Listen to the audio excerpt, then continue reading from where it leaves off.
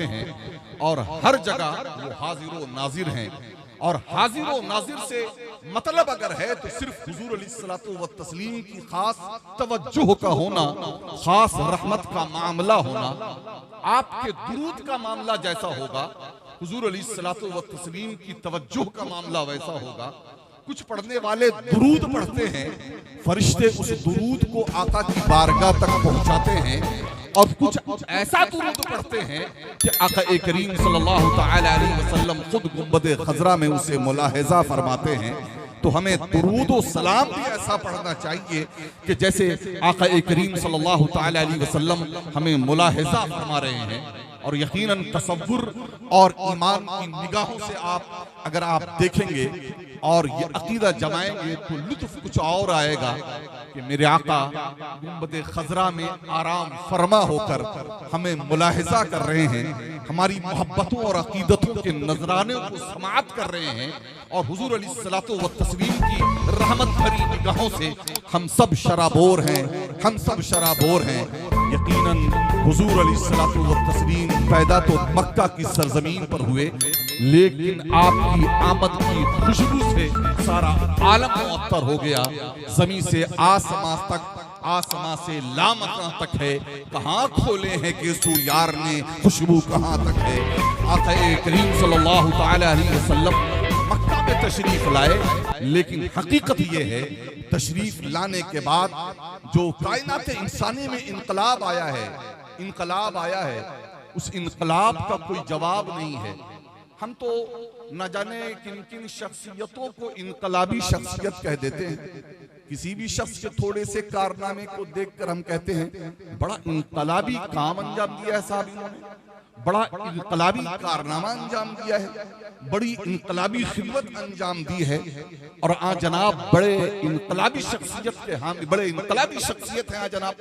लेकिन याद रखें ये इनकलाब किसी की जात पर दुरुस्त और फिट बैठता है तो वो जात हमारे आपके आका जनाब रहमतुल लिल आलमीन सल्लल्लाहु तआला अलैहि वसल्लम की जात गिरामी है।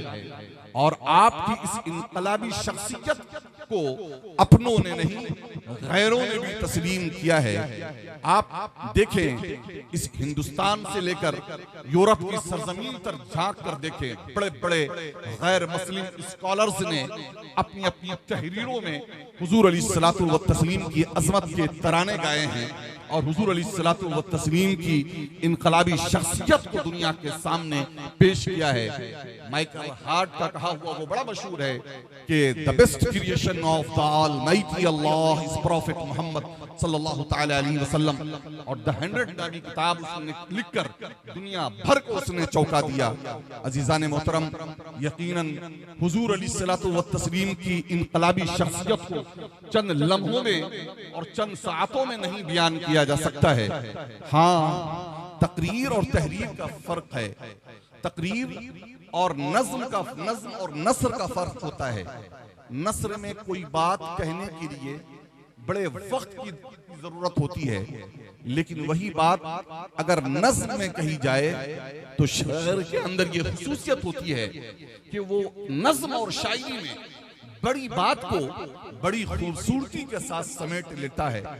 हमारे सूबे बिहार के एक बड़े आलिम दीन मुफ्ती गुजरे हैं, अल्लाह उन्हें गरीक़ रहमत फरमाए, हजरत अल्लामा जय्यदुल क़ादरी तैगी रहमतुल्लाहि ताला अलैह।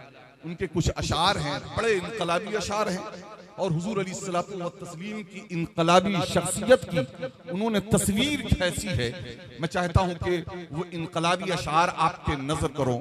लिखते हैं कि या रसूलल्लाह, 12वीं की सुबह को आया एक ऐसा इनकलाब, 12वीं की सुबह को आया एक ऐसा इनकलाब, देखते ही देखते दुनिया पे छाया इनकलाब। आमना का लाल अब्दुल्लाह का दुर्रे यतीम लेके आया इनकलाब और आके लाया इनकलाब।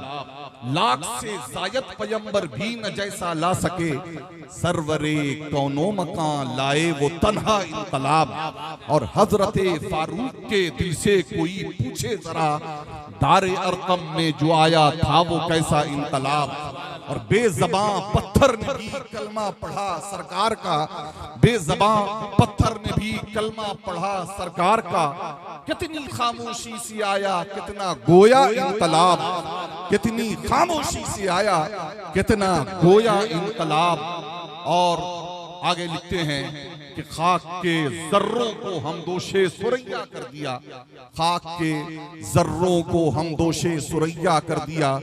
जिस मुअर्रिख ने भी लिखा इसको लिखा इनकलाब। हुजूर अलैहिस्सलातु व तस्लीम खातिमुन नबिय्यीन बनकर तशरीफ लाए। नबुव्वत का दरवाजा आपके ऊपर बंद हो गया। अब कोई नबी तो नहीं आने वाले, लेकिन हुजूर अलैहिस्सलातु व तस्लीम के फरमान के मुताबिक के मेरे उम्मत के औलिया बनी इसराइल की अंबिया की तरह होंगे। जब ये हदीस हम पेश करते हैं तो उमूमन हम वलियों को समझकर सहाबियों को छोड़ देते हैं और गौसे आजम को पेश करते हैं, गरीब नवाज को पेश करते हैं, हजरत कुतुबुद्दीन बख्तियार काकी को पेश करते हैं, ख्वाजा निज़ाम को पेश करते हैं और दीगर औलिया कराम और उलमाए कराम को हम पेश किया करते हैं।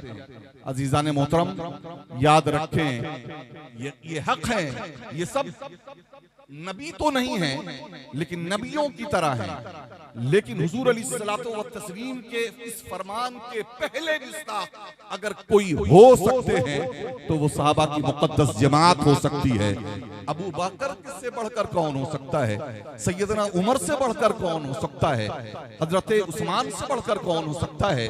मौला अली से बढ़कर कौन हो सकता है? हसनैन करीमैन से बढ़कर कौन हो सकता है?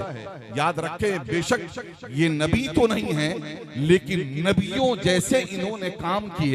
ये नबी तो नहीं है लेकिन नबियों की अजमत सर आंखों पर एक जनाब नबियों के कारनामे हैं और एक तरफ जनाबे अबू बकर और उमर के कारनामे को रख दिया जाए तो यकीनन दुनिया अंगुश्त बदंदा नजर आएगी। और आक़ा करीम सल्लल्लाहु तआला अलैहि वसल्लम ने इन शख्सियात को तैयार करके दुनिया के सामने पेश किया है। यही वजह है कि एक मगरबी मुफक्किर ने कहा कि मोहम्मद मैं तुम्हें अजीम कहता हूँ, ऐ मोहम्मद मैं तुम्हें अजीम कहता हूँ, इसलिए नहीं कि मैं तुम्हें नबी और रसूल मानता हूँ। जाहिर है कि मैं कोई मुसलमान नहीं हूँ, मैं कोई कलमा गो नहीं हूँ, तो मेरा नबी और रसूल मानने का कोई सवाल नहीं है, लेकिन फिर भी मैं तुम्हें अजीम मानता हूँ। मेरी तकरीर आपको समझ में आ रही है ना? अगर समझ में आ रही है, मैं जरा सा दूसरे अंदाज में खुश्क बातें अर्ज करने का कायल हूँ, लेकिन मैं समझता हूँ कि बसा औकात खामोशी के साथ लोग समझते हैं और खूब समझते हैं और यकीनन आप भी समझ रहे हो। तो हुजूर फरमाते हैं कि वो मुफक्किर कहता है कि ए मोहम्मद मैं मुसलमान नहीं हूँ लेकिन फिर भी तुम्हें अजीम मानता हूँ। क्यों? क्योंकि तुम ऐसे कायद हो कि कायदीन की दुनिया में तुम्हारी कोई नजीर और मिसाल नहीं। क्योंकि दूसरे कायदी और दूसरे रहनुमाओं का हाल ये होता है कि अपनी जिंदगी में वो किसी रहनुमा को आगे बढ़ने नहीं देते, किसी कायद को उभरने नहीं देते। और यकीनन हम चाहे सियासी एतबार से देखें चाहे मजहबी एतबार से देखें, हम देखते हैं कि कुर्सी क़यादत पर जो फायज हो जाता है वो अपनी जिंदगी में किसी को आगे बढ़ने नहीं देता है। उसे खतरा लगता है कि कहीं ऐसा ना हो कि मेरी क़यादत कमजोर हो जाए और लोग मेरे पीछे चलने के बजाय मैं जिसे प्रमोट कर रहा हूं, मैं जिसे आगे बढ़ा रहा हूं, कहीं लोग उनके पीछे न चलने चले जाएं। क्योंकि क़यादत की भी एक हवस हुआ करती है। लेकिन वो मुफक्किर कहता है मेरे ए मोहम्मद मैं तुझे अजीज इसलिए मानता हूँ कि दुनिया का कोई कायद अपनी जिंदगी में किसी कायद को उभरने नहीं देता है, लेकिन मैं तेरी अजमत को सलाम करता हूँ कि तुमने अपनी जिंदगी में कायदीन की ऐसी जमात पैदा की है कि जिनकी कोई नजीर और मिसाल नहीं है। अबू बकर लाजवाब है, उमर बेमिसाल है, उस्मान की कोई नजीर नहीं, मौला अली की अपनी शान है और फिर एक फिरिस्त उसने पेश की है। और यकीनन इन सारी शख्सियात को सजाकर संवार कर दुनिया के सामने पेश करने वाले कौन हैं? वो हमारे आका मौला सल्लल्लाहु तआला अलैहि वसल्लम हैं। आज हुजूर अलैहिस्सलातु व तस्लीम ने मुख्तलिफ मवाक़े पर इन अपने सहाबा इकराम की अज़मतों को दुनिया के सामने पेश किया। कभी फरमाया कि मेरी उम्मत के सबसे रहमदिल अबू बकर हैं, अल्लाह के मामले में सबसे ज्यादा सख्त उमर हैं। कहा हया के पैकर उस्मान हैं, सबसे बड़े काजी अली हैं, हलाल व हराम के सबसे ज्यादा जानने वाले माज इब्ने जबल हैं, इल्म फरायस के सबसे बड़े आलिम हजरत ज़ैद इब्न साबित है। हुजूर फरमाते हैं कि हर उम्मत का एक अमीन होता है, मेरी उम्मत का अमीन अबू उबैदा इब्नुल जर्राह है। हुजूर फरमाते हैं कि हर नबी का एक हवारी होता है, मेरा हवारी जुबैर इब्नुल अव्वाम है। हुजूर अलैहिस्सलाम ने हजरत अबू हुरैरा को इमामुल मुहद्दिसीन बना दिया, हजरत अबू ज़र को इमामुस सूफिया बना दिया। हुजूर अलैहिस्सलातु व तस्लीम ने हजरत अब्दुल्ला इब्ने मसऊद को इमामुल फुक़हा बना दिया, हजरत अब्दुल्ला इब्ने उमर को हुजूर अलैहिस्सलातु व तस्लीम ने इमामुल मुफस्सिरीन बना दिया। और वो अबू ज़र ग़िफ़ारी हैं, वो अबू ज़र ग़िफ़ारी वो हैं जिनका कबीला लूट मार करने में अपनी कोई नज़ीर और मिसाल नहीं रखता था, लेकिन वो अबू ज़र ग़िफ़ारी कबीले ग़िफ़ार से ताल्लुक़ रखने वाले जब हुजूर अलैहिस्सलातु व तस्लीम के कदमों में आए और लूट मार से तौबा की और तक़वा व तहारत की नई जिंदगी शुरू की है, तो मेरे आका व मौला सल्लल्लाहु तआला अलैहि वसल्लम ने क्या ही खूबसूरत अंदाज में दुनिया के सामने उनका तारुफ करवाया। फरमाया लोगों, अगर कोई शबाहत में भी, सीरत में भी और सूरत में भी कोई अगर ईसा इब्ने मरियम को देखना चाहे तो मेरे अबू ज़र को देख ले। वो इस दुनिया में हजरत ईसा इब्ने मरियम की शबाहत लेकर के भी आए हैं, सीरत लेकर भी आए हैं, तवक्कुल व कुनात लेकर भी आए हैं, सुहद व पाकीज़गी भी लेकर आए हैं। पता चला कि आका करीम सल्लल्लाहु तआला अलैहि वसल्लम की जात तो बहुत बड़ी जात है। आका करीम सल्लल्लाहु तआला अलैहि वसल्लम ने अंबियाए किराम की खूबियां भी अपने सहाबे किराम के अंदर तकसीम कर दी हैं, क्योंकि अल्लाह तबारक व तआला ने अपने महबूबे मुकर्रम सल्लल्लाहु तआला अलैहि वसल्लम की एक जात में तमाम नबियों की खूबियां रख दी हैं।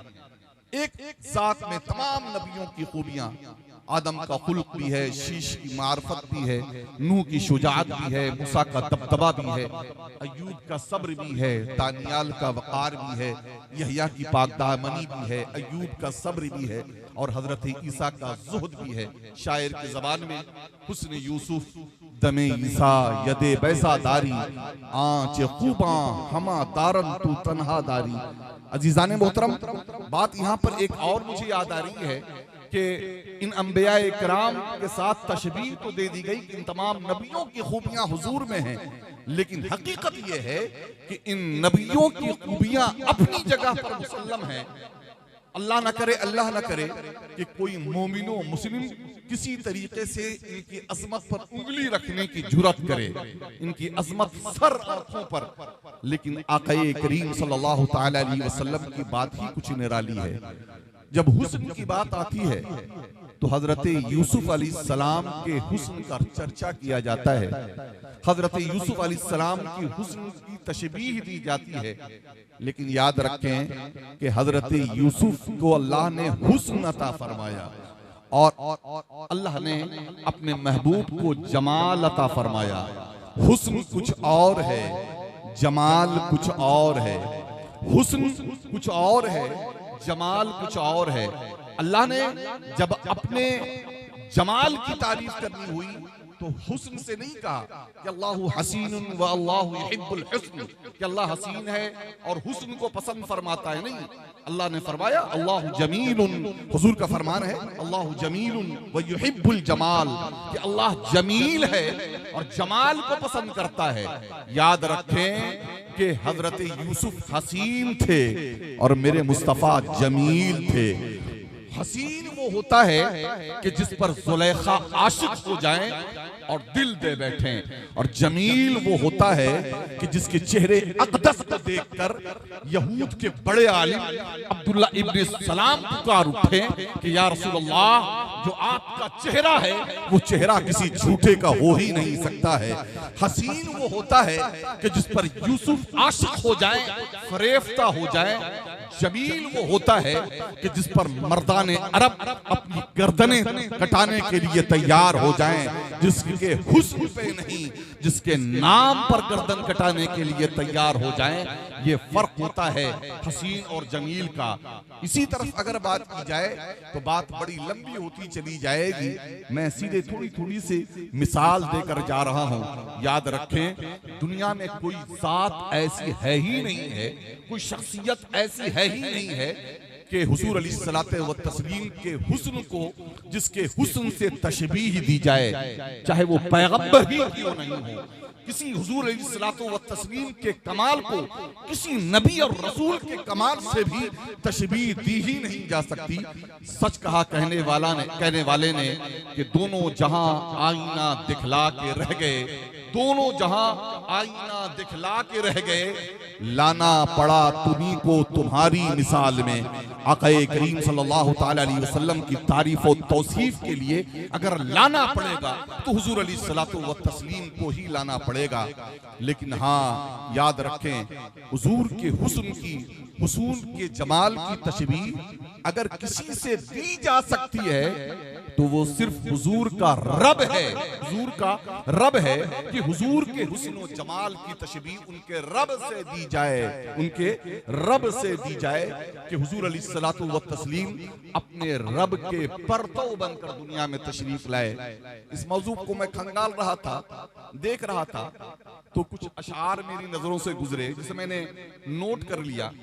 मैं चाहता हूं कि वो कुछ अशार आपको सुनाऊं। सबसे पहले ये शेर है एक शायर का के जिनका नाम है जनाब इशरत अजीम आबादी। कहते हैं कि अल्लाह के प्यारे रसूल सल्लल्लाहु ताला अलैहि वसल्लम के हुस्न और जमाल का तज़किरा करते हुए बड़ी बात और प्यारी बात कहते हैं।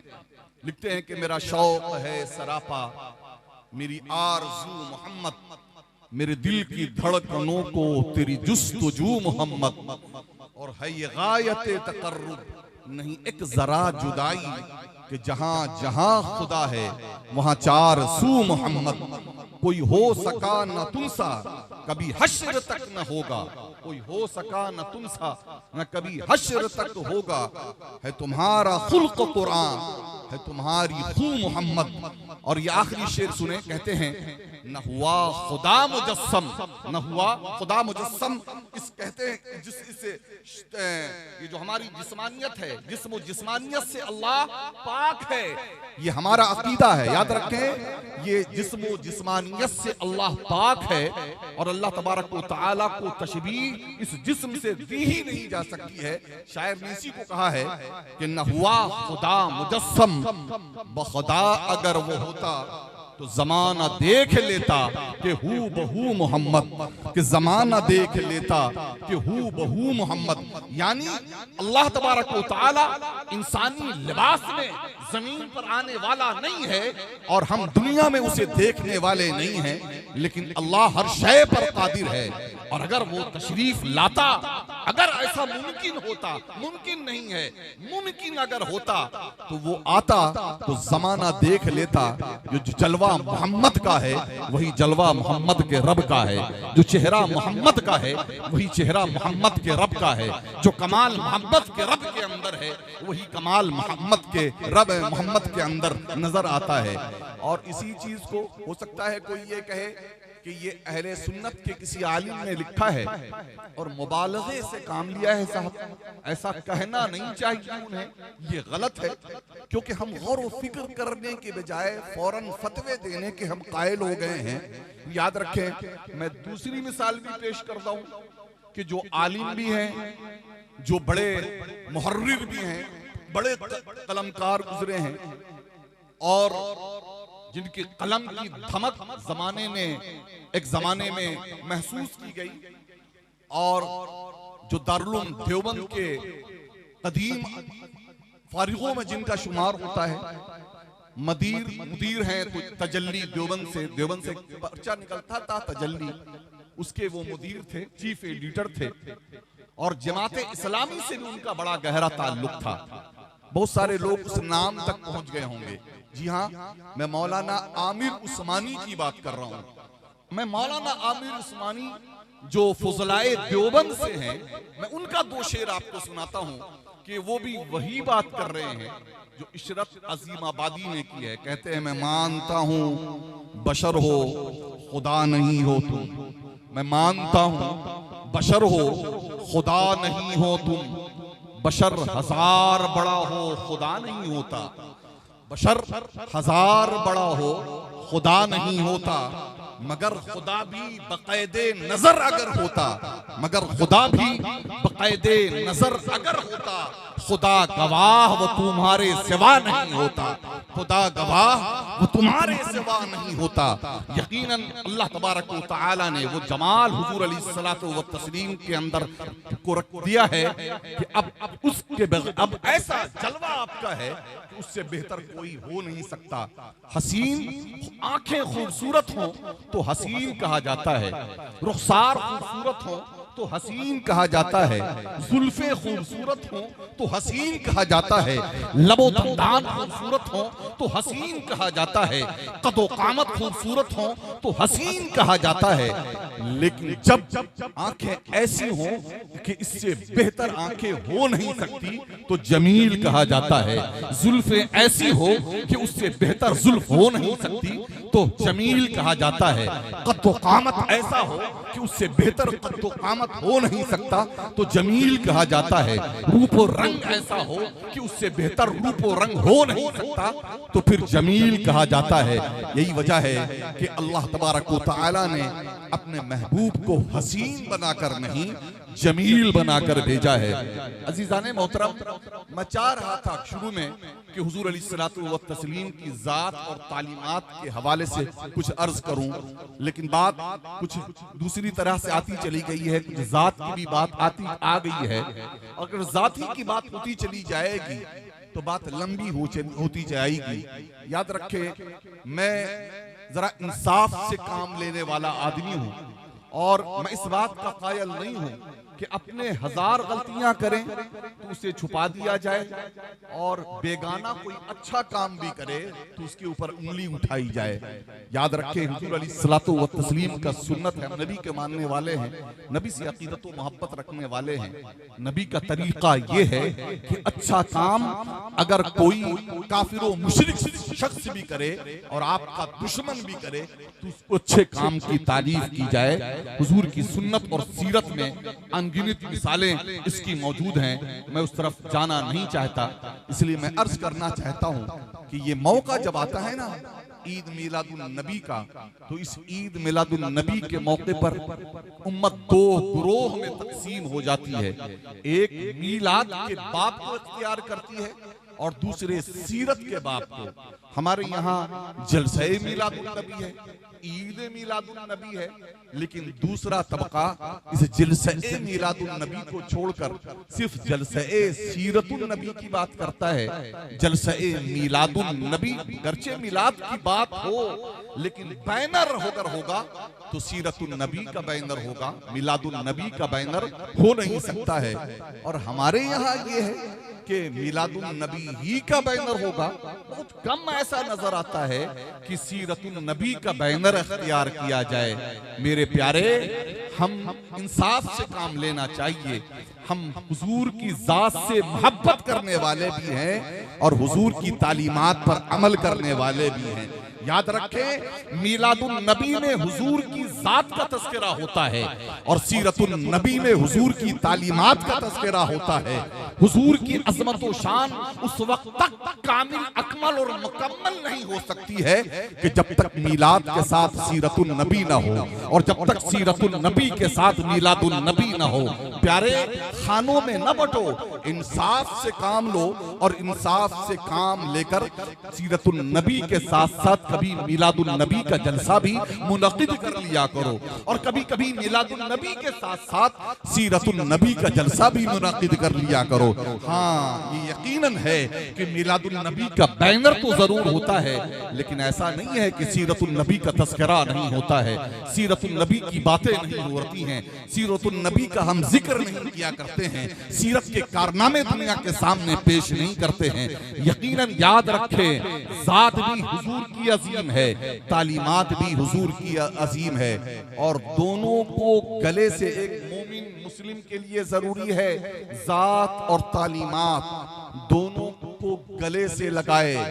लेकिन हाँ, ईमान से आप अपने दिल पे हाथ रखें और हाथ रखकर बताएं कि पहले ज़ात है कि पहले तालीमात है, पहले ज़ात है कि पहले तालीमात है। इस 12 रबी अव्वल की सुबह सादिक के वक्त हजरत आमना खातून की गोद में अब्दुल्लाह का दुर्रे यतीम मक्का की सरजमीन पर अब्दुल मुत्तलिब के घर जन्म न लिया होता तो सोचो तो सही कि उसकी तालीमात कहां से होती। ज़ात पहले आई है, तालीमात बाद में आई है। ज़ात पहले आई है, तालीमात का चर्चा बाद में हुआ है। ज़ात पहले आई है, उसकी तालीमात से जमाने में इनकलाब बाद में आया है। यही वजह है कि ज़ात का तस्करा होना चाहिए और पहले होना चाहिए। और अल्हम्दुलिल्लाह हम ज़ात वाले भी हैं, तालीमात वाले भी हैं। और देखें, ये ज़ात और तालीमात दोनों, ज़ात से क्या होता है, याद रखें, हुजूर के ज़ात के जिक्र से, हुजूर की ज़ात के तस्करे से, हुजूर की ज़ात की तारीफ और तौसीफ से ईमान मुकम्मल हुआ करता है, ईमान रासिख और पुख्ता हुआ करता है। और हुजूर अलैहिस्सलातु व तस्लीम की तालीमात से इस्लाम अच्छा हुआ करता है। इस्लाम और ईमान कोई अलग चीज है? उलमा समझते हैं कि इस्लाम और ईमान में फर्क है।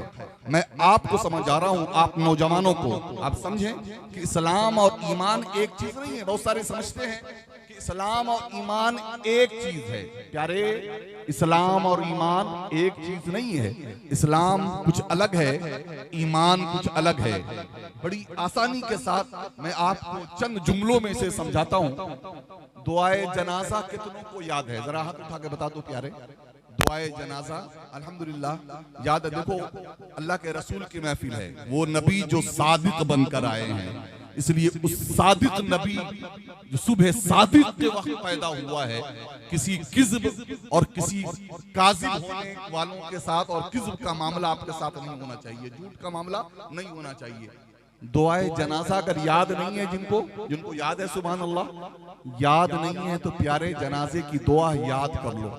जनाजे की दुआ याद रखें कि हम अपने वालिदैन से बड़ी मोहब्बत करते हैं, लेकिन वालिदैन के जनाजे पर जब खड़े हों और जनाजे की दुआ भी हमें याद ना हो तो कितने अफसोस की बात होगी, और वालिदैन की रूह उस वक्त कैसा महसूस करेगी। इसलिए वालिदैन से कितने लोग मोहब्बत करते हैं, अपने माँ बाप से कितने लोग मोहब्बत करते हैं? बस इतने ही लोग मोहब्बत करते हैं। सारे लोग अपने वालिदैन से, जिंदा हो मुर्दा हो, जमीन के ऊपर हो जमीन के अंदर हो, मैं समझता हूँ सारे लोग अपने वालिदैन से मोहब्बत करते हैं। तो मोहब्बत के लिए जरूरी है कि वालिदैन के लिए दुआ की जाए, और दुआ में सबसे पहला दुआ जो मामला होता है वो जनाजे में दुआ है। और उस दुआ का एक हिस्सा है जिसे मैं सुना रहा हूं, जिसमें ईमान और इस्लाम का फर्क आपको बताऊंगा। कि हुजूर ने फरमाया, दुआ सिखाई हमें, अल्लाहुम्मा मन अहयैत अल्लाहुम्मा गफिर लना लिहय्यिना व मय्यितना व शाहिदिना व गाइबिना व सगीरिना व कबीरिना व ज़करिना व उन्साना, अल्लाहुम्मा मन अहयैतहु मिन्ना फ़अहयिही अल इस्लाम व मन तवफ़्फ़ैतहु मिन्ना फ़तवफ़्फ़हु अलल ईमान। ऐ अल्लाह, हम में से जिसे तू जिंदा रखे इस्लाम के ऊपर जिंदा रखे, इस्लाम के ऊपर जिंदा रखे, और हम में से जिसे तू मौत दे ईमान के ऊपर मौत दे। पता चला जिंदगी इस्लाम पर बेहतर है और मौत ईमान पर बेहतर है। हुजूर अलैहिस्सलातु व तस्लीम की सीरत पर अमल करने से इस्लाम अच्छा होता है, और हुजूर अलैहिस्सलातु व तस्लीम की जात से मोहब्बत करने से ईमान बेहतर होता है। हो सकता है कि एक शख्स बहुत ही अच्छी जिंदगी हुजूर की तालीम और सीरत के मुताबिक गुजारे, नमाजें न छूटे, कज़ा न हो, रोज़ों का ख्याल रखे, माल दिया है तो हज करे, ज़कात दे, सदका व खैरात करे, मस्जिद से बनवाए, वो जो गुरबा व मसाकीन का ख्याल करे, नेकियों में बढ़ चढ़ कर हिस्सा ले। लेकिन आपने सुना होगा उलमा की ज़बानी कि आखिरी वक्त में जबकि ज़बान सूखती होती है, हाल ये होता है कि उस वक्त शैतान शरबत लेकर ठंडा ठंडा हाजिर हो जाता है। एक बार कह दे कि मैं तेरा रब हूँ, ये देख ये मीठा शरबत, ठंडा शरबत तेरे लिए लेकर आया हूँ, मैं इससे तेरी प्यास बुझाऊंगा। कह दे कि मैं तेरा रब हूँ, मैं तेरा रब हूँ। तो याद रखो, खुदा ना करे, खुदा ना करे उस वक्त उसी का कदम फिसल गया तो नेकियां बेकार हो गई, न नमाजें काम आई, न रोजे काम आए, न हज काम आए, न सदका व खैरात काम आया, न दावत व तबलीग काम आई, न वाज़ व तकरीर काम आया, कुछ काम ना आया, सब बेकार हो गया। अरे प्यारे, हम लोग तो मामूली और कमजोर ईमान वाले लोग हैं ना। इमाम राजी के बारे में आपने उलमा की ज़बानी सुना होगा कि इमाम राजी जैसी शख्सियत को गुमराह करने के लिए शैतान पहुंच गया और कहा बता कि तूने अल्लाह के एक होने के लिए तेरे पास दलील क्या है। तो उन्होंने 1, 2, 5, 10, 20, 25, 50, 90, 95, 99 और 100 दलीलें दे दी।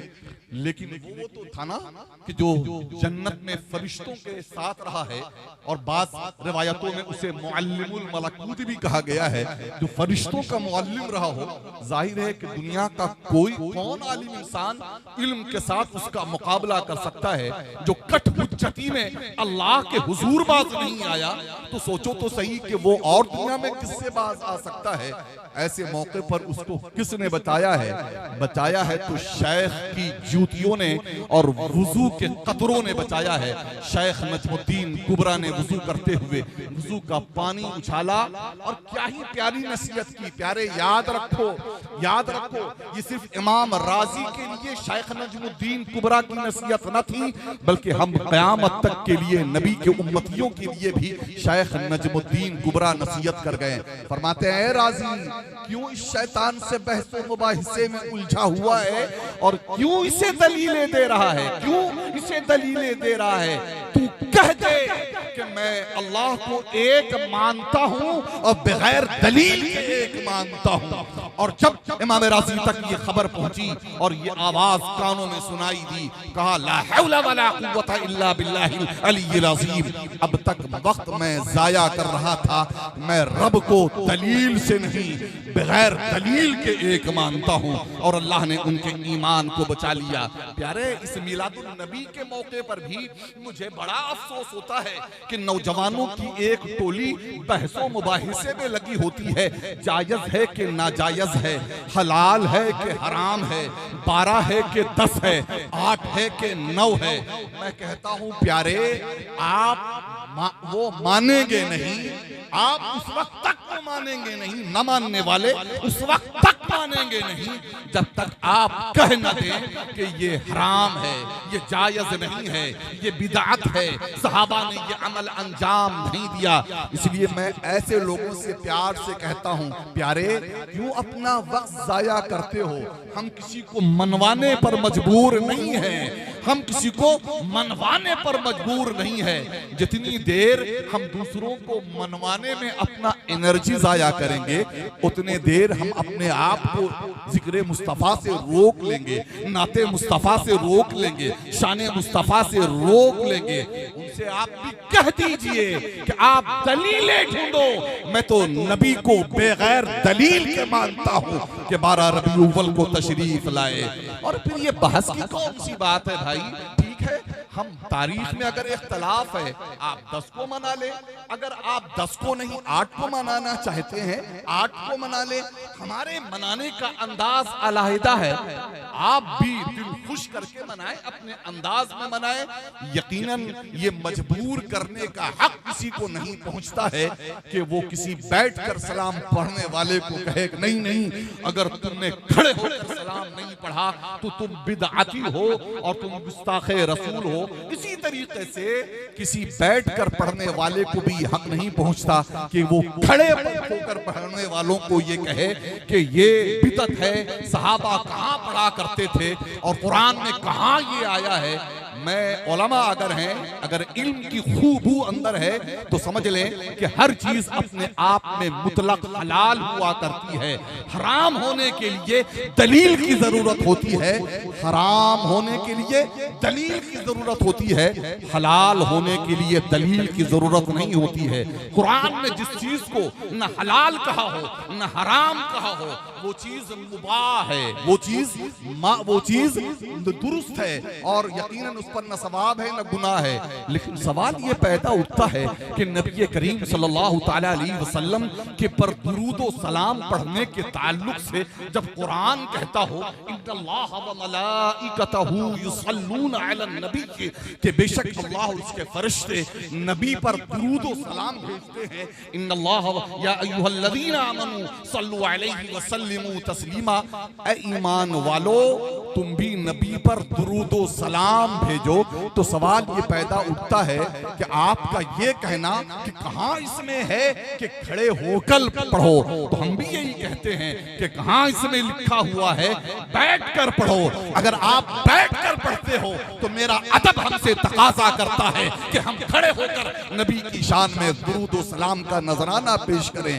और फिर वहां मदीना शरीफ में गुंबदे खजरा के मद्दे मकाबिल जहां खड़े होने की इजाजत नहीं है, जहां चेहरा जल्दी सामने आपका करना मुश्किल है, वहां भी लोग जब आते हैं लाइन लगाकर तो ऐसा नहीं होता कि गुंबदे खजरा के सामने बैठा दिया जाता, बैठ जाओ अब यहाँ पर बैठकर सलाम पढ़ना है, खड़े होकर सलाम नहीं करना है।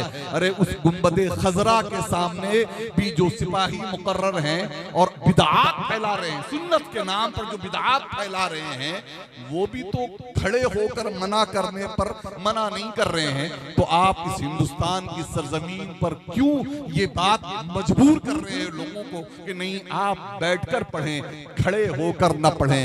या अल्हम्दुलिल्लाह रब्बिल आलमीन, हम लोग तो बैठकर भी सलाम पढ़ने वाले हैं और खड़े होकर भी सलाम पढ़ने वाले हैं।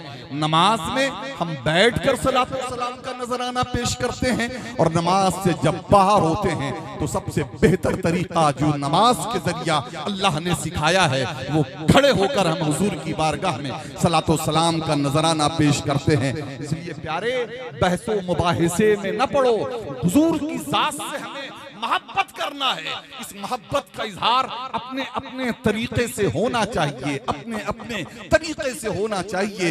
ये बात मैं इस तरफ बजाऊंगा तो बात लंबी होती चली जाएगी, बात से बात निकलती चली जाएगी। याद रखें अल्लाह ने हुजूर अलैहिस्सलाम को वजह निज़ा बनाकर नहीं भेजा है। इख्तलाफ और उम्मत इख्तलाफ में हुजूर से पढ़े, हुजूर की जात को लेकर पढ़े। हुजूर को अल्लाह ने इसलिए नहीं भेजा है बल्कि किस लिए भेजा है? अल्लाह तबारक व तआला ने खुद फरमा दिया है, कुल इन कुंतुम तुहिब्बूनल्लाह फत्तबिऊनी युहिब्बुकुमुल्लाह।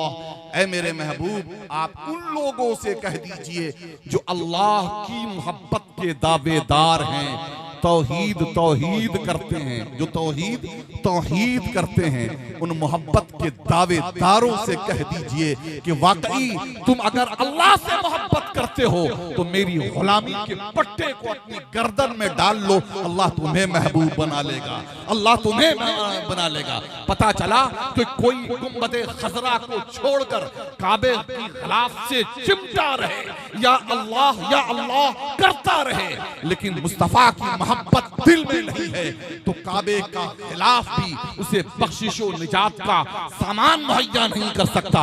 लेकिन खजरा में रोज़े रसूल के सामने खड़े होकर वो अल्लाह की रहमत को आवाज दे तो यकीनन अल्लाह तबारक व तआला उस पर रहम फरमाएगा, क्योंकि वो रब जो रब्बुल आलमीन है उसने अपना जलवा दिखाने के लिए प्यारे मुस्तफा को रहमतुल लिल आलमीन बनाकर भेज दिया है।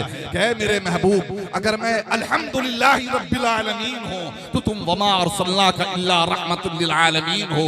कोई अगर मेरी रहमानी को देखना चाहे, शान रहीमी और रहमानी को देखना चाहे, तो प्यारे तुम्हारी शान रहमतुल लिल आलमीनी को देख ले, तुम्हारी शान रहमतुल लिल आलमीनी को देख ले। इसलिए दुआएं यहाँ मेरा हमारा अकीदा बोलता है, मोहब्बत बोलती है, यहाँ कबूल हुआ करती हैं। ऐसा नहीं है वहाँ नहीं, लेकिन ये कुरान पाक की मुतअद्दिद आयात हैं, मुतअद्दिद सिलसिले में आयात हैं। वलौ अन्नहुम इज़ ज़लमू की आयत करीमा भी बड़ी मशहूर है।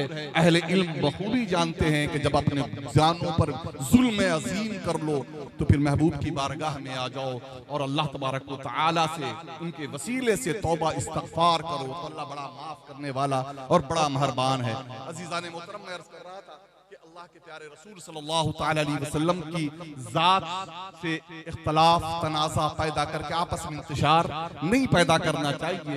वक्त इस बात का हम इसका तकाजा भी नहीं करता। हाँ, अपनी बात मोहब्बत के साथ आप पेश कर सकते हैं, हर एक को हक है कि दलील के साथ अपनी बात रखे और खत्म।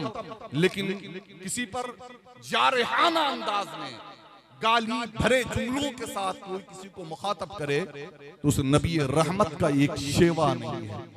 एक तस्वीर बहुत वायरल हुई सोशल मीडिया पर और इस मौके पर वो बैनर सबों ने देखा होगा कि बैनर लगा दिया लोगों ने, क्या माज़ल्लाह नकल करने में अच्छा नहीं लगता कि वहाबी हरामी माज़ल्लाह मिन ज़ालिक। याद रखें, माज़ल्लाह मैं इसलिए कह रहा हूँ, उनका बदअकीदगी अपनी जगह पर, लेकिन हम नबी रहमत के मानने वाले हैं। वो जो कुरान लेकर आए, कुरान में आयत करीमा है, वला तसुब्बुल लज़ीना यदऊना मिन दूनिल्लाहि फयसुब्बुल्लाह अदवन बिगैरि इल्म, कि दूसरों के झूठे माबूदों को भी गाली न दो वरना वो लाइल्मी में तुम्हारे सच्चे खुदाओं को गाली देंगे। वो नबी करीम सल्लल्लाहु अलैहि वसल्लम के हम मानने वाले हैं, वो रहमतुल लिल आलमीन के हम मानने वाले हैं, जिनकी शान ये कि फरमाया कि जमाना वो आएगा लोग अपने बाप वालिदैन को गाली देंगे। कहा या रसूलुल्लाह, किसी साहबी ने कहा या रसूलुल्लाह, भला कोई अपने वालिदैन को गाली देगा? अल्लाह के रसूल सल्लल्लाहु अलैहि वसल्लम ने फरमाया, हाँ यकीनन वो वक्त आएगा जब दूसरे के माबूदों को लोग गाली देंगे तो वो जवाब में उसके उनके सच्चे खुदाओं को, दूसरे के माँ बाप को गाली देंगे तो वो उनके माँ बाप को गाली देगा। तो दूसरे के माँ बाप को गाली देना गोया अपने माँ बाप को गाली देना है, वो पलट कर आएगा। अच्छा, इस करिए में आ गए हम तो हाफिज़ मिल्लत का एक कौल भी अपने वालिद गिरामी पीर तरीक़त हजरतुल्लाम सैयद शाह रुकनुद्दीन अस्दक साहब क़िबला चिश्ती क़ादरी रहमतुल्लाह आली की एक गुफ्तगू में भी, और उन्होंने लिखा भी है कि जब वो जामिअतुल अशरफिया में जब मदरसा अशरफिया था मुबारकपुर में, तो किसी ने बैतुल खुला पे लिख दिया देवबंद। हाफ़िज़ मिल्लत जरूरत के लिए गए, लिखा हुआ देखा, बड़े बरम हुए, सारे तलबा को बुलाया और सारे तलबा को बुलाने के बाद मैं ये इसलिए कह रहा हूँ, नौजवान जो उलमा हैं वो बड़े जज्बाती हैं और बहुत नौजवान जो लोग हैं नासमझी की बुनियाद पर इस तरह की बातें करते हैं। मैं कुरान हदीस और बुजुर्गों की तालीमात और अक़वाल की रोशनी में यह बात समझा रहा हूँ कि हम अखलाक़े मुस्तफ़ा का हमें आईना बनना होगा। हम ज़माने को अपने अखलाक से लोगों के दिल जीत सकते हैं, न कि इस तरह की बदअखलाकी और हुजूर अलैहिस्सलातु व तस्लीम की सुन्नतों से खिलवाड़ करके हम कोई अच्छा किरदार अदा कर सकते हैं। तो तमाम तलबा को हाफ़िज़ मिल्लत ने बुलाया, जमा किया और कहा, सुनो, ये तुम अपने अमल से दूसरों को तरगीब दिला रहे हो। सोचो तो सही कि कल वो अपने मदरसे में बरेली अगर लिख दे, अजमेर लिख दे, कछौछा लिख दे तो तुम्हें कैसा लगेगा? याद रखो, ऐसा कोई अमल तुम्हारी तरफ से नहीं होना चाहिए कि दूसरे की तरफ से भी रिएक्शन हो और तुम्हारे लोगों पर, तुम्हारे अकाबिरीन और तुम्हारे मुक़द्दस मकामात पर भी तनकीदें की जाएं। ये हमारी बुजुर्गों की तालीमात है। दूसरी तरफ आज हम देखते हैं सोशल मीडिया पर, जहां एक बड़े तबके ने इसका कंडम किया और इसे कहा, रिजेक्ट किया कि ये गलत है, वहीं कुछ ऐसे नौजवान उलमा भी थे जो वकालत कर रहे थे कि कौन सा गलत किया, उनका अमल ही ऐसा है, उनका अकीदा ही ऐसा है। अकीदा हो लेकिन अबू जहल के अकीदे के बारे में क्या ख्याल है, अबू लहब के अकीदे के बारे में क्या ख्याल है। और बास तो माज़ल्ला हाल ये है कुरान की आयत पेश कर देते हैं, गाली को जायज ठहराने के लिए कुरान की आयत पेश कर देते हैं। मुझे ऐसे लोगों से कोई बहस व मुबाहिसा नहीं करना है। हम नबी रहमत सल्लल्लाहु तआला अलैहि वसल्लम के उम्मती हैं और आका करीम सल्लल्लाहु तआला अलैहि वसल्लम ने अपने अखलाक और अपने मोहब्बत से अपने बड़े बड़े दुश्मनों का दिल जीता है। आज अच्छा किरदार अगर हम पेश करेंगे तो जमाने में इनकलाब आ सकता है। बहुत सारे वाकयात हैं, लेकिन यहाँ पर एक वाकया मुझे याद आ रहा है। आपने नाम सुना होगा स्वामी असीमानंद का। जी हाँ, ये मक्का मस्जिद हैदराबाद बम ब्लास्ट का मुजरिम था। और जानते हैं इस देश में तो यही चल रहा है, बम ब्लास्ट करेगा कोई, गिरफ्तार कोई होगा। और यूपी से बेहतर कौन जानता है। वो जब ये जुर्म हुआ तो असीमानंद के बजाय एक अब्दुल कलीम नामी सीधे साधे नौजवान को गिरफ्तार कर लिया गया। उसका जुर्म यह था कि चेहरे पर कुछ दाढ़ी थी, टोपी पहन लिया करता था, कुछ दीन की बातें कर लिया करता था, हुजूर अलैहिस्सलातु व तस्लीम की सुन्नत तालीमात कुरान हदीस की बातें करता था। गिरफ्तार करके उसे कैद खाने में डाल दिया गया। फिर शवाहिद आए, दलाइल आए और बिल आखिर हैदराबाद पुलिस को असीमानंद को गिरफ्तार करना पड़ा। और असीमानंद गिरफ्तार होने के बाद जेल के उसी बैरक में डाल दिया गया। ताज्जुब की बात देखो, उसी बैरक में डाल दिया गया जिस बैरक में असीमानंद था। अब्दुल कलीम खूब जान रहा था कि असल मुजरिम यही है जिसकी सजा मुझे बर्दाश्त करनी पड़ रही है, लेकिन ये जानने के बावजूद वो सुन्नत मुस्तफ़ा सल्लल्लाहु तआला अलैहि वसल्लम और अखलाक मुस्तफ़ा का पैकर बन गया। उस असीमानंद के लिए वो बिस्तर बिछाता, उसके लिए खाना लेकर आता, सर में दर्द होता तो तेल डाल देता, उसकी खिदमत छोटे छोटे काम करता। और जानते हैं हाल ये हुआ, कहा जाता है कि मोहब्बत से तो पत्थर दिलों को भी नर्म किया जा सकता है। वो तो इंसानी जिस्म के अंदर गोश्त का एक लोथड़ा था, उसके दिल को अब्दुल कलीम ने अपने अमल से जीत लिया, बल्कि यूं कह लो कि अखलाक मुस्तफ़ा और सुन्नत मुस्तफ़ा से जीत लिया। और फिर हाल ये हुआ कि असीमानंद कोर्ट में पहुंचता है।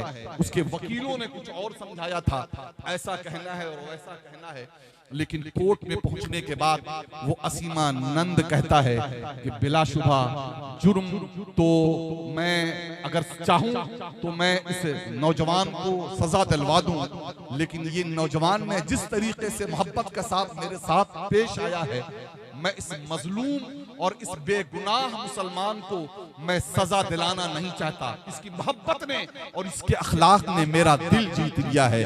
और मैं इस अदालत में खड़े होकर जज साहिबान को मुखातब कहकर मैं कहता हूं कि ये जुर्म इस नौजवान अब्दुल कलीम ने नहीं किया है, बल्कि असीमानंद ने किया है और इसके हमारे साथ हमारे लोगों ने किया है। और उस असीमानंद के बयान पर अब्दुल कलीम को रिहाई हो गई। प्यारे, ये एक न्यूज बनी थी और पूरे भारत में और भारत से बाहर भी ये खबर फैले थी। इस तरह की न जाने कितनी खबरें हैं, कितने न्यूज हैं जो इस बात की तरफ इशारा कर रहा है कि आज भी हम अखलाक मुस्तफ़ा के पैकर बन जाएं, सुन्नत नबवी के पैकर बन जाएं और नबी करीम सल्लल्लाहु तआला अलैहि वसल्लम की तालीमात को अपने अंदर उतार लें, तो हम जमाने में इनकलाब बर्पा कर सकते हैं। हमारे दुश्मनों के हम दिल जीत सकते हैं। यकीनन कुछ सख्त दिल काफिर थे जो मक्के में इस्लाम नहीं लाए, लेकिन हुजूर अलैहिस्सलातु व तस्लीम के अखलाक से क्या अबू जहल मुतासिर न था?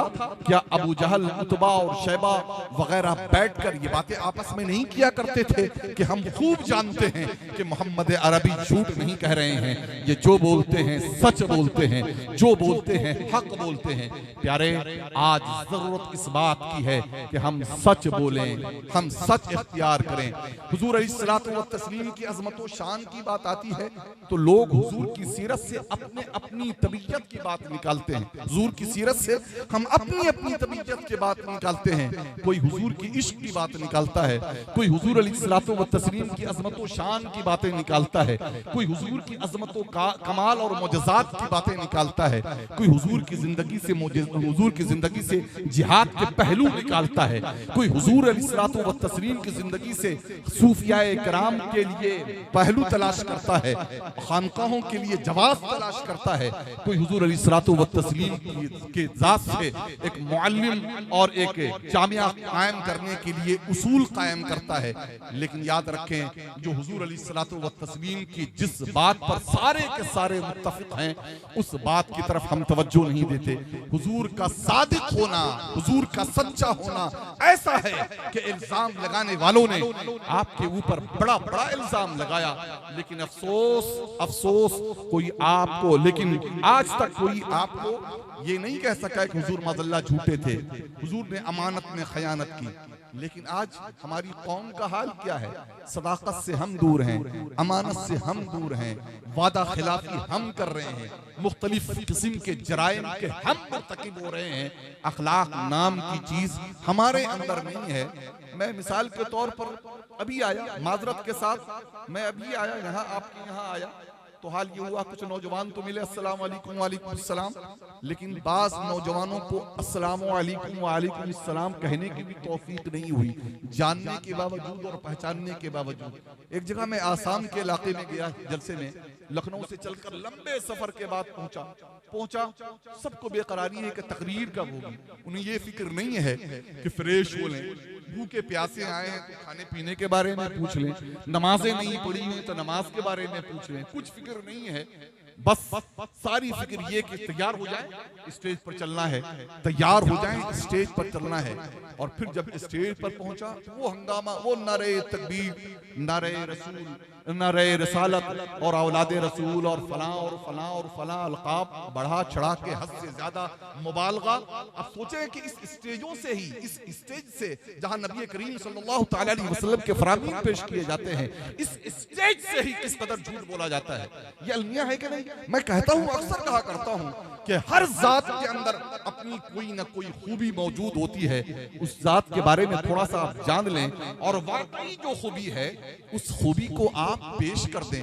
हर एक को जमीन को आसमान बनाने के लिए और हर एक को खाक के जर्रे को हमदोशे सुरैया पहुंचाने के लिए हम क्यों बेचैन हो जाते हैं और क्यों झूठ का सहारा लिया करते हैं? इस झूठ ने हमारा बेड़ा गर्क किया हुआ है। जब इस स्टेज से झूठ की बातें हो, इस स्टेज से मतलब ये नहीं कि मैं इसी स्टेज की बात कर रहा हूँ, हर स्टेज का साहिबो यही आलम है। चाहे वो बरेलवियों का स्टेज हो, चाहे देवबंदियों का स्टेज हो, चाहे सुन्नियों का स्टेज हो, चाहे वो वहाबियों का स्टेज हो, चाहे वो शियों का स्टेज हो, किसी का स्टेज हो, किसी का मामला हो, हर स्टेज पर यही सूरत हाल है। याद रखें, इस झूठ और मुबालगा आराई से इस कौम को बचाना वक्त का अहम तकाजा है। आज वो नबी पाक सल्लल्लाहु तआला अलैहि वसल्लम जो फरमाते हैं कि जिसके पास अहद नहीं है, जो वादा वफा नहीं करता है, उसके पास दीन नहीं है। वो क्या है? अला ला दीन अला, जिसे खुतबे में भी पढ़ा जाता है कि जिसके पास ला अमानत अला, कि जिसके पास अमानतदारी जिसके अंदर नहीं है, उसके अंदर दीनदारी भी नहीं है, दीन भी उसके पास नहीं है। आज मैं आ रहा था, जनाब जफर मसूद साहब कहने लगे कि मुसलमानों से मैंने व्यापार किया, कारोबार किया, 100 में से 90 मुस्लिम व्यापारी ऐसे मिले कि जिन्होंने वादा करके वादा खिलाफी की, पैसे दबा लिए। आज ये मुसलमान रोता है, ये कौम रोती है कि लोग बिजनेस में, तिजारत में गुजराती आगे बढ़ रहे हैं, मारवाड़ी आगे बढ़ रहे हैं, फला आगे बढ़ रहे हैं। अल्लाह के बंदो, क्या तुमने अपना मुहासबा किया है? आज हमारे मुस्लिम ताजिर भी हैं, वो ये कह रहे हैं कि तिजारत किसी गैर मुस्लिम को अपना शरीक बना लो और उनसे मार्केटिंग में शेयरिंग करो, उनसे मामलात करो, लेकिन मुसलमान से ना करो। ये क्यों ऐसा हो रहा है? आप सोचें कि ये आपका कैरेक्टर और किरदार हो गया है। एक जमाना वो था कि जब लोग गैरों को छोड़कर मुसलमानों के पास आया करते थे कि ये मुसलमान है, सब कुछ करेगा लेकिन वादा खिलाफी नहीं करेगा, अमानत में खयानत नहीं करेगा, ये झूठ नहीं बोलेगा। हमें बिजनेस इसके साथ करना चाहिए, तिजारत इसके साथ करना चाहिए। लेकिन आज हम क्या बनकर रह गए हैं? और इस मोबाइल फोन की लानत ने तो हमें और झूठा और जलील बनाकर रख दिया है। हम फोन लेने की बारी आती है तो बस बस अभी पहुंच रहा हूं, और जहां देने की बारी आती है तो नहीं नहीं मैं अदरी में नहीं हूं, मैं तो मऊ में हूं, मैं तो बनारस हूं, आउट ऑफ सिटी हूं, आउट ऑफ स्टेशन हूं, आउट ऑफ होम हूं। ये सूरत हाल है। प्यारे, ये किसको बेवकूफ बना रहे हो? याद रखें, ये दुनिया में भी आप इससे अपनी तबाही का सामान कर रहे हैं और आखिरत में भी। मेरे आका, हम उस नबी के मानने वाले हैं कि नबी करीम सल्लल्लाहु तआला अलैहि वसल्लम ने से एक शख्स से मामला हुआ। हुजूर ने फरमाया कि मैं तेरा इसी जगह पर इंतजार करता हूं, और वो शख्स चला गया। 3 दिन के बाद उसे याद आया। जब आया तो देखा कि हुजूर अलैहिस्सलाम उसी जगह पर खड़े हुए हैं, और आका करीम सल्लल्लाहु तआला अलैहि वसल्लम उसे देखकर बरहम भी नहीं हुए, नाराज भी नहीं हुए, बहुत कुछ तलखुस भी नहीं कहा, बस एक जुमला कहा कि तुमने काफी देर इंतजार कराया। अल्लाह के बंदे, मैं तो 3 दिन से इस जगह पर खड़ा हुआ तेरा इंतजार कर रहा हूँ। अल्लाहु अकबर। हम उस नबी के मानने वाले हैं। प्यारे, अमानत, सदाकत और वादा खिलाफी का मामला जो है उसको तर्क कीजिए और वादा वफा कीजिए। एक वादा वफा करने वाले आप इंसान बनिए। कहने के लिए सीरत के बाप से बहुत कुछ है, बहुत सारे गोशे हैं, लेकिन बहुत सारे बच्चे भी बैठे हुए हैं, बहुत सारे बूढ़े भी बैठे हुए हैं। मुआशरे में बहुत सारे मसाइल। आखिरी बात कहकर मैं अपनी गुफ्तगू खत्म करूंगा कि आका करीम सल्लल्लाहु तआला अलैहि वसल्लम हर एतबार से परफेक्ट हैं। यही वजह है ना कि अल्लाह तबारक व तआला ने फरमाया, लक़द कान लकुम फी रसूलिल्लाहि उस्वतुन हसना। ऐ मेरे महबूब, हमने आपको, अपने महबूब को, अपने रसूल को हमने तमाम नमूना बनाकर भेजा है। नमूना किसे कहते हैं? नमूना कहते हैं कि कोई चीज, मिसाल के तौर पर कोई कपड़ा आपको लेना हो, वो कपड़ा अदरी में ना मिल रहा हो, बनारस आप जा रहे हो तो आप काट कर सिंपल दे देंगे, देखो कि इसी कपड़े के मुताबिक जो कपड़ा मिले वो कपड़ा लेकर आना। वो कपड़ा हाथ में नमूना है, और फिर उसको मार्केट में आप लेकर घूमते हैं, मिलाते हैं, मिलाते हैं, मिलाते हैं, और फिर जब उसकी तरह का कोई कपड़ा मिलता है तो लेकर आते हैं। अल्लाह तबारक व तआला ने हुजूर अलैहिस्सलातु व तस्लीम को उसी तरीके का नमूना बनाकर भेजा है।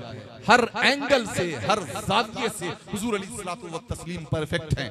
हुजूर उस हीरे की तरह हैं कि जिसे हाथ में लेकर देखा जाए तो जिधर से देखो वो चमकदार नजर आएगा, जिधर से देखो चमकदार नजर आएगा। अगर हुजूर अलैहिस्सलातु व तस्लीम किसी को हुजूर की जात में ऐब नजर आए तो वो खुद ऐबदार है। हुजूर की जात में किसी तरीके का ऐब नहीं हो सकता। यही वजह है ना कि हुजूर की बारगाह में वो बदबख्त अबू जहल आया, चेहरा देखा, कहने लगा, ऐ मोहम्मद, मैंने तुमसे ज्यादा कोई ऐबदार शख्स तो देखा ही नहीं है। हुजूर ने फरमाया, सद्दक़्त या अबा जहल। उसके बाद सैयदना अबू बकर आए, कहा, या रसूलल्लाह, आपसे ज्यादा हसीन व जमील और खूबसूरत मेरी निगाहों ने देखा ही नहीं। हुजूर ने फरमाया, सद्दक़्त या अबा बकर, अबू बकर तुमने भी सच कहा। सहाबा में से किसी ने कहा, या रसूलल्लाह, अबू जहल ने उल्टी बात कही, आपने कहा सच कहा। अबू जहल ने दूसरी बात कही, आपने कहा सच कहा। मामला क्या है? हुजूर मुस्कुराए, कहने लगे, प्यारे सुनो, मेरा चेहरा तो अनवारे इलाही का एक आईना है, तजल्लियाते इलाही का आईना है। जो आता है मेरे आईने में अपना चेहरा देखता है। अबू जहल आया, उसने अपने मेरे चेहरे में अपना ऐबो नक्स देखा। अबू बकर आए तो उन्होंने मेरे चेहरे में अपना हुस्न व जमाल देखा। इसी वजह कर फानी बदायूनी कहते हैं, रुख मुस्तफा है वो आईना कि ऐसा दूसरा आईना कि हमारे फिक्र ख्याल में न दुकाने आईना साज में। आका करीम सल्लल्लाहु तआला अलैहि वसल्लम हुजूर अलैहिस्सलातु व तस्लीम अल्लाह तबारक व तआला के जमाल के ऐसे परतव और ऐसे आईना है कि जिसकी कोई नज़ीर व मिसाल नहीं है। तो हुजूर अलैहिस्सलातु व तस्लीम हर एंगल से, कोई बाप अगर है, आज हम बातें करते हैं ना कि अरे भाई अच्छा बाप कैसे बना जाए समझ में नहीं आता, उसके लिए न जाने किन किन लोगों की तारीख हम पढ़ते हैं। अच्छा बेटा कैसे बना जाएगा, कामयाब ताजिर कैसे बना जाएगा, कामयाब कमांडर इन चीफ कैसे बना जाएगा, कामयाब इंसान कैसे बना जाएगा, हालात और जमाने के मुताबिक जिंदगी कैसे गुजारी जाएगी, इसके लिए न जाने हम किन किन लोगों की तारीखें पढ़ते हैं और कैसी कैसी कोशिशें करते हैं। लेकिन प्यारे, इन सब के लिए हुजूर अलैहिस्सलातु व तस्लीम की सीरत काफी है। हुजूर की एक सीरत है, लेकिन उस सीरत में अगर बाप चाहे तो बेहतरीन बाप बन सकता है, बेटा बेहतरीन बेटा बन सकता है, सिपाही बेहतरीन सिपाही बन सकता है, कमांडर बदर उहद के मैदान में लाजवाब तरीके से फौज लड़ाने वाले अजीम कमांडर इन चीफ बन सकता है। कोई मुअल्लिम अगर चाहे तो मस्जिद नबवी में कायम उस पहली यूनिवर्सिटी में से निकले हुए प्रोडक्ट, जिसके प्रोडक्ट कौन है? सिद्दीक फारूक, उस्मान व अली, जिन्होंने जमीन का जोग्राफिया बदला, रियासतों के नक्शे बदले, कौमों का ज़हन बदल गया, अखलाक की कदरें बदली और कायनात इंसानी में ऐसा इनकलाब बर्पा किया कि जिसकी नजीर और मिसाल नहीं मिलती है। वो अजीम हस्ती की सीरत का मुताला करे, सब कुछ मिल जाएगा। याद रखे प्यारे, मेरे आका व मौला सल्लल्लाहु तआला अलैहि वसल्लम हैं तो यतीम पैदा हुए।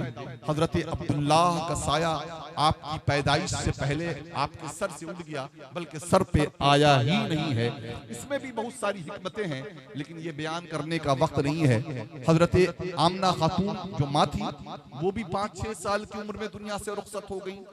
9-10 साल की उम्र में अब्दुल मुत्तलिब दादा का साया भी सर से उड़ गया, और फिर अब अबू तालिब चचा की कफालत में आ गए हैं। हजरत अबू तालिब बचपन के जमाने से आका करीम सल्लल्लाहु तआला अलैहि वसल्लम की अज़मत व शान देख रहे थे, और हजरत अब्दुल मुत्तलिब ने अबू तालिब की गोद में दिया भी इसलिए था कि वो आपके सगे चचा थे, हजरत अब्दुल्लाह के सगे भाई थे। हजरत अबू तालिब के घर में प्यारे मुस्तफ़ा क्या पूछे, घर की कैफियत बदल गई। वो अपनी खुली निगाहों से देखते कि रहमत व नूर की छमाछम बारिश हो रही है, घर में बरकतों का नुज़ूल हो रहा है। वो फाका कशी की जहां नौबत थी, हाल ये होता था खाने के बाद खाना पच जाया करता था। उस जमाने में हजरत अबू तालिब हुजूर अलैहिस्सलातु व तस्लीम का खाने पर इंतजार किया करते थे। हुजूर बाहर होते थे, अबू तालिब घर में होते थे, छोटे छोटे बच्चे होते थे, भूख लगी होती थी, लेकिन सबको रोक कर रखते। अबू तालिब सबको रोक कर रखते, रुक जाओ, प्यारे मोहम्मद को आने दो, प्यारे भतीजे को आने दो। और जब भतीजा आ जाता तो फिर दस्तरखान लगता, थाल रखा जाता, और हजरत फातिमा बिनते असद भी और हजरत अबू तालिब भी दोनों बड़े नाज से कहते, प्यारे भतीजे खाना शुरू करो, खाना शुरू करो।